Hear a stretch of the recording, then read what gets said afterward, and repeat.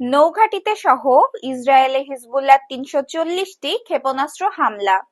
প্রতিবেদনে দেখুন বিস্তারিত।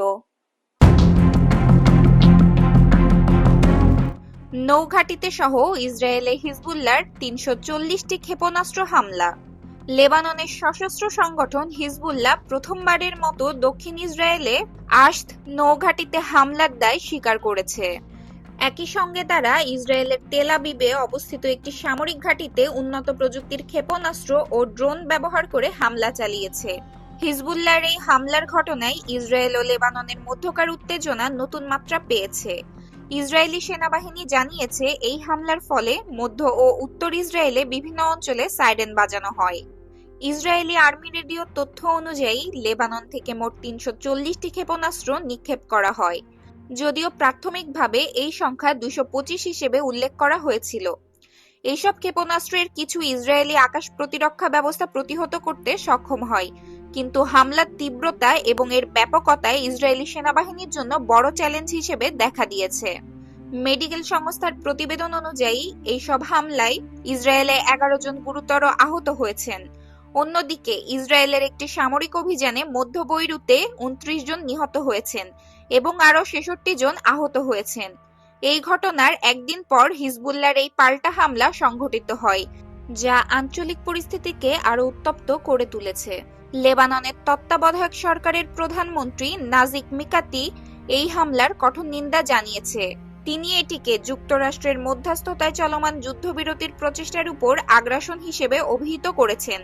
মিকাতি বলেছেন, ইসরায়েলের এই পদক্ষেপ একটি রক্তাক্ত বার্তা, যা তারা যুদ্ধবিরতির প্রতি তাদের অবজ্ঞা প্রকাশ করতে চায়। তিনি আন্তর্জাতিক সম্প্রদায়কে আরও সক্রিয় ভূমিকা নিতে এবং ইসরায়েলের এমন কার্যক্রম বন্ধ করতে চাপ প্রয়োগ করার আহ্বান জানিয়েছেন। ইউরোপীয় ইউনিয়নের শীর্ষ কূটনীতিক এই সংঘাতের অবসানে উভয় পক্ষকে দ্রুত যুদ্ধবিরতিতে পৌঁছানোর আহ্বান জানিয়েছেন। তবে কূটনৈতিক সূত্রের বরাতে জানা গেছে, ইসরায়েল যুদ্ধবিরতির চূড়ান্ত চুক্তিকে ঝুলিয়ে রেখেছে, ফলে পরিস্থিতি আরও জটিল হয়ে উঠেছে। এদিকে যুক্তরাষ্ট্রের পররাষ্ট্র দপ্তর থেকেও হিজবুল্লাহর এই হামলাকে উস্কানিমূলক বলে বর্ণনা করা হয়েছে। মার্কিন প্রশাসন ইসরায়েলকে আত্মরক্ষার অধিকার সমর্থন করলেও উভয় পক্ষের প্রতি সর্বোচ্চ সংযম প্রদর্শনের আহ্বান জানিয়েছে।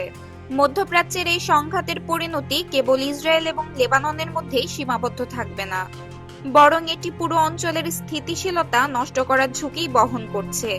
বিশেষজ্ঞরা বলছে, ইরান ও ইসরায়েলের মধ্যপ্রাচ্যে তাদের প্রভাব বিস্তারের জন্য পরোক্ষ যুদ্ধ চালিয়ে যাচ্ছে।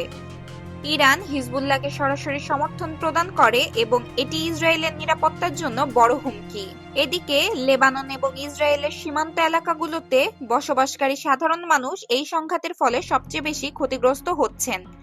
দুই দেশের মধ্যেই ক্রমবর্ধমান উত্তেজনা তাদের জীবনকে বিপর্যস্ত করে তুলেছে। এই পরিস্থিতিতে আন্তর্জাতিক সম্প্রদায়ের জন্য প্রয়োজন দ্রুত উদ্যোগ নেওয়া। কূটনৈতিক চেষ্টার মাধ্যমে এই সংঘাত নিরসন না হলে এটি শুধু মধ্যপ্রাচ্য নয়, বরং গোটা বিশ্বকে অস্থিতিশীলতার দিকে ঠেলে দিতে পারে।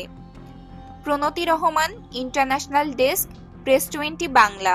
প্রিয় দর্শক, এতক্ষণ সাথে থাকার জন্য ধন্যবাদ।